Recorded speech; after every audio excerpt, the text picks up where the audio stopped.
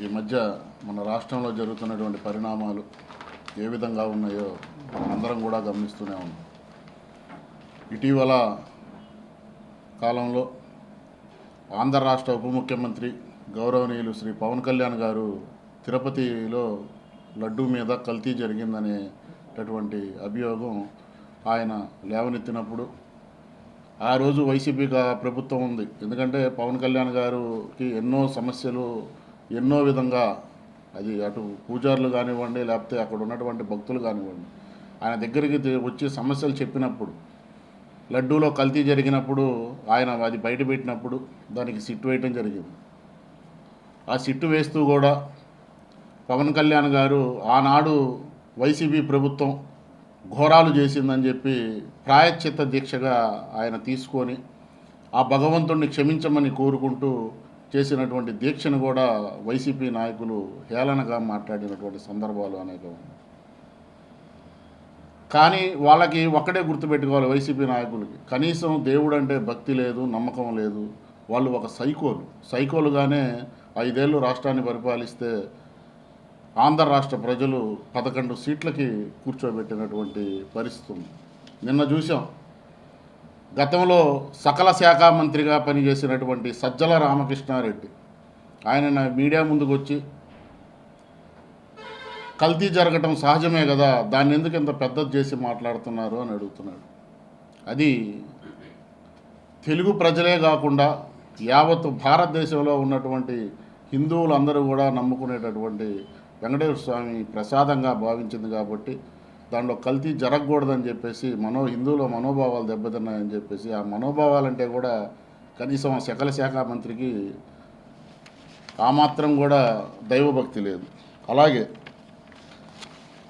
ఆవులు లేవు, పాల వ్యాపారం లేదు, కానీ వాళ్ళకి కాంట్రాక్ట్ మాత్రం వైసీపీ ప్రభుత్వం ఆనాడు ఉన్నటువంటి చైర్మన్ వైవి సుబ్బారెడ్డి గారు కట్టబెట్టారు.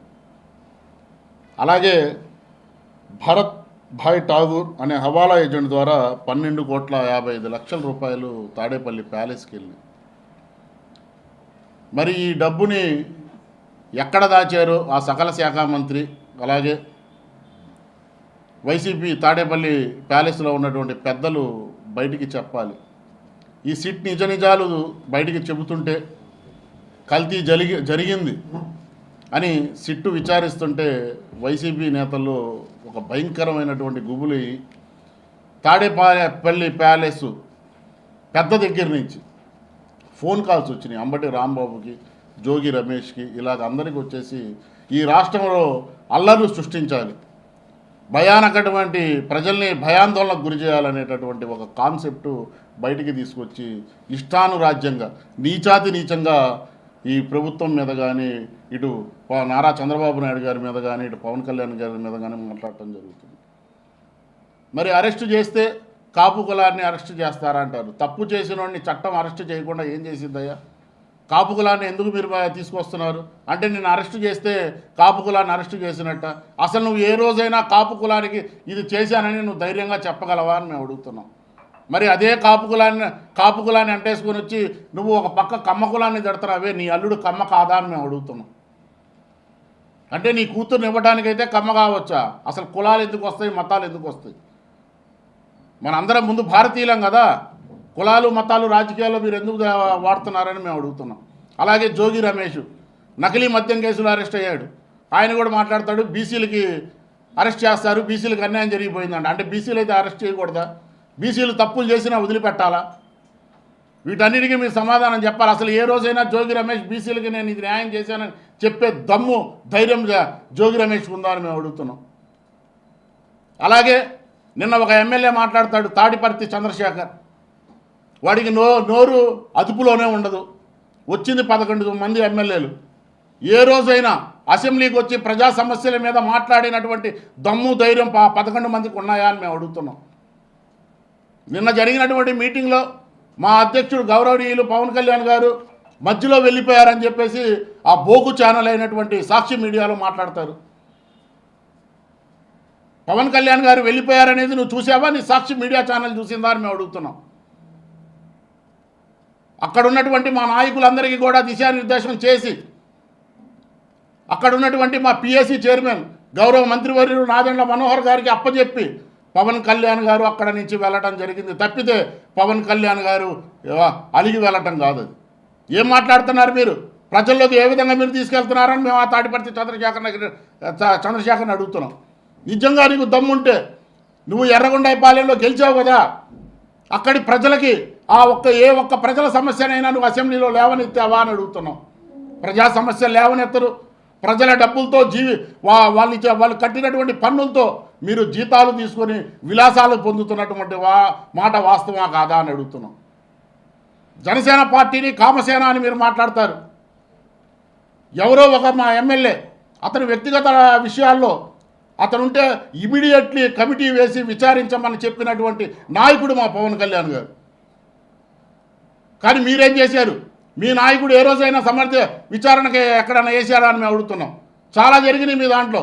వైసీపీ అంటేనే కామలీలల పార్టీ. అది ఒక దళితుడిని మట్ర చేసి ఇంటికి పార్సల్ చేసినటువంటి ఎమ్మెల్సీని మీరు ఏ విధమైనటువంటి చర్యలు తీసుకున్నారు?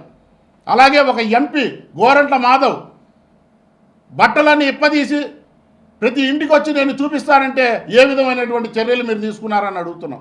ఇదే అంబటి రాంబాబు సంజనా సుకన్య తప్పితే నాకు ఇంకెవరూ తెలియదు, నాకు సంజనా సుకన్య ఉంటే చాలు అని చెప్పి రాసలీలను నడిపినటువంటి ఈ అంబటి రాంబాబు మీద మీరు అలాంటి చర్యలు తీసుకున్నారు.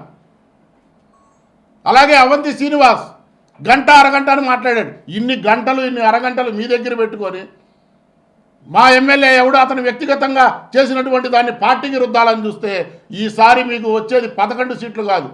పోయినసారి 151లో 5 ఎగరగొట్టి 11 ఇచ్చారు. ఈసారి 11లో 1 ఎగరగొట్టి 1 ఇస్తారంటంలో ఎటువంటి సందేహం లేదు. ప్రజలు అన్నీ గమనిస్తున్నారు. ఈ రాష్ట్రంలో మీరు దిగిపోయిన తర్వాత ఈ రాష్ట్రం అభివృద్ధి పదంలోకి వెళ్తున్న మాట వాస్తవం. ప్రజలకు ఏదైతే ఎన్నికల ముందు ఇచ్చినటువంటి హామీలు పవన్ కళ్యాణ్ గారు నారా చంద్రబాబు నాయుడు గారు ఇరువురు కూడా కలిసి ఈ రాష్ట్ర అభివృద్ధిలో పాలు పంచుకుంటున్నారు.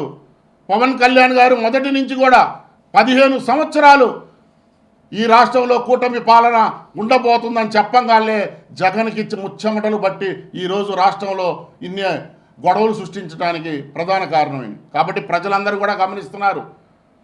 వైసీపీ నాయకులందరికీ కూడా ఒకటే మాట చెప్తున్నాం, మీరు ఇంకా కనుక మారకపోతే రాబోయే రోజుల్లో తీవ్ర పరిణామాలు ఎదుర్కోబోతారని చెప్పి మీడియా పరంగా హెచ్చరిస్తున్నాం.